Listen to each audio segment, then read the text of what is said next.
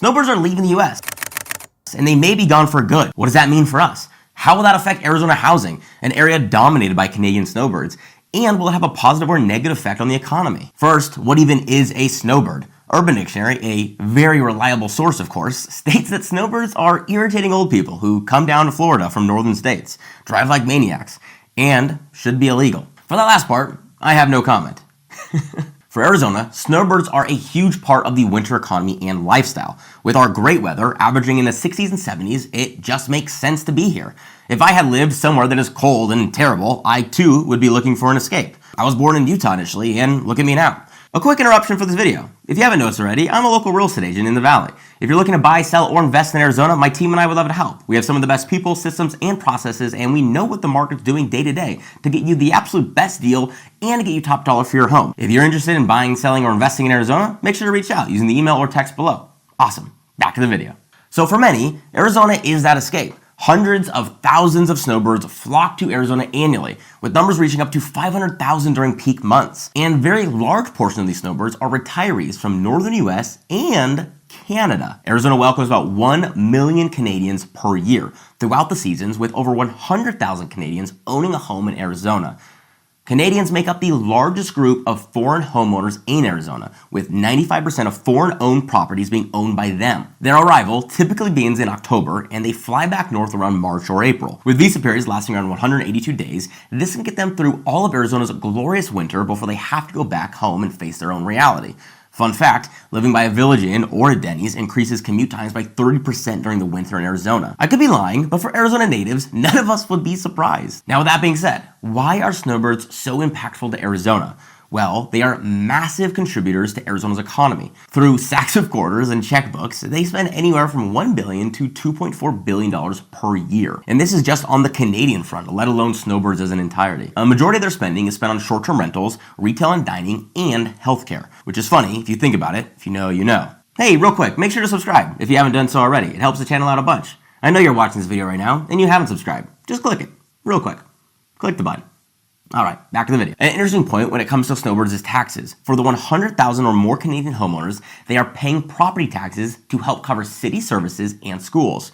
But the rest, they rent. There isn't much to talk about. They rarely have an income tax or even pay HOA dues. So a lot of the wear and tear that the additional visitors bring go largely unpaid, and year-long residents have to pick up the slack. So on one hand, they spend $2.4 billion a year across different industries.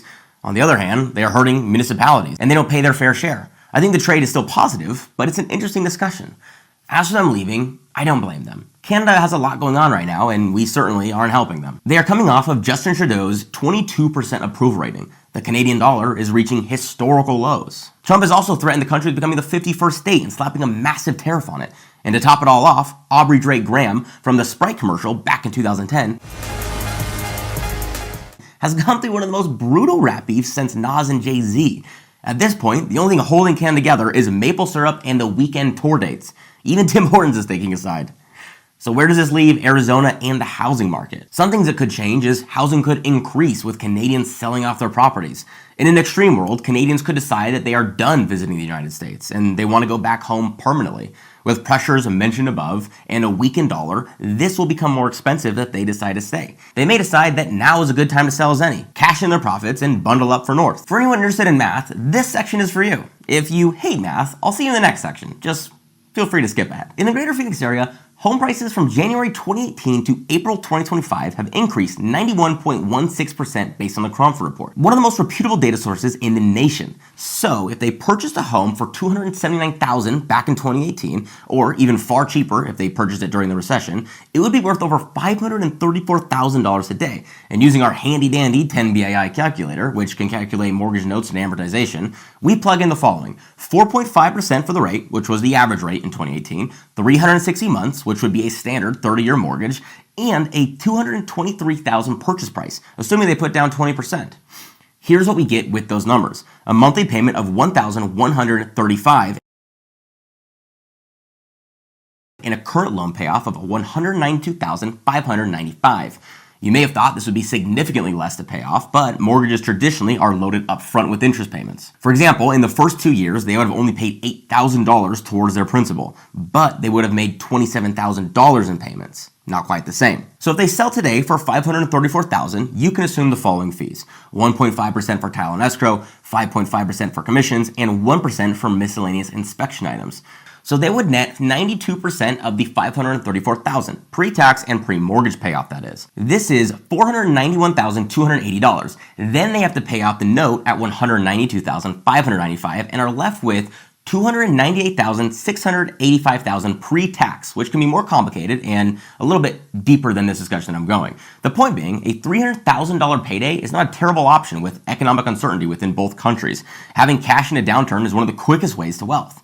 Last year, one of the wealthiest men in the world, Warren Buffett, doubled his stockpile of cash, T-bills, and other liquid assets to reach $334 billion, a move many laughed at until Liberation Day came. Look who's laughing now. If 20% of the 100,000 Canadian owned homes were to hit the market, we would jump from around 20,000 active listings today to 40,000. This puts us just 10 to 15,000 under the inventory that Arizona had in 2008, a time with far more economic uncertainty, mortgage failures, and a national collapse. So I'm not saying that this influx of inventory would create a 2008 recession-like effect in the valley, but it would be dramatic and a sudden increase of inventory throwing an already struggling market off course. Who knows what could happen? It just lacks some of the prior variables that 2008 had. So those things should stay, for the most part, more stable before, but we never know. Another market it could affect is a short-term rental scene, with non-home-owning Canadians renting the homes, condos, and RVs for their 182-day tenure. This helps pump the short-term rental economy leading into February. With tens of hundreds of thousands less renters in the area, many of these owners could be forced to sell or transition these homes into traditional 12-month rentals, where the math might not make the same sense to them as it does today. And if they stop spending in Arizona entirely, this could affect the economy in massive ways. In areas like Scottsdale, Mesa, Apache Junction, and Tucson taking a big hit. This economic hit could affect Arizona's strong job market, creating additional issues down the road as everything begins to slow down and compress. Currently, the U.S. is filled with uncertainty. With Donald Trump going back and forth in tariffs and other economic changes, it's kind of hard to understand what's going on. With nothing solid in place and the numbers changing literally daily, everything in this video is speculative as I'm filming it. The tariffs could be called off next week, Drake could rise back to the Billboard Top 100, and Canadians could decide that they're coming back to Arizona. Maybe the heat just got to their heads. The world could heal, but only time will tell. Let me know your thoughts are in the comments below. There's a lot of uncertainty. What do you think is going to happen?